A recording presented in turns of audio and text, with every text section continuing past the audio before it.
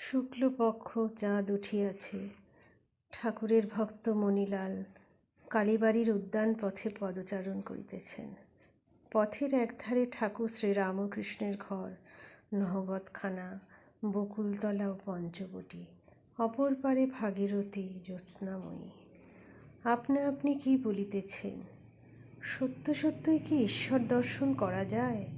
ঠাকুর শ্রীরামকৃষ্ণ তো বলিতেছেন। বললেন, একটা কিছু করলে কেউ এসে বলে দেবে এই অর্থাৎ একটু সাধনের কথা বললেন।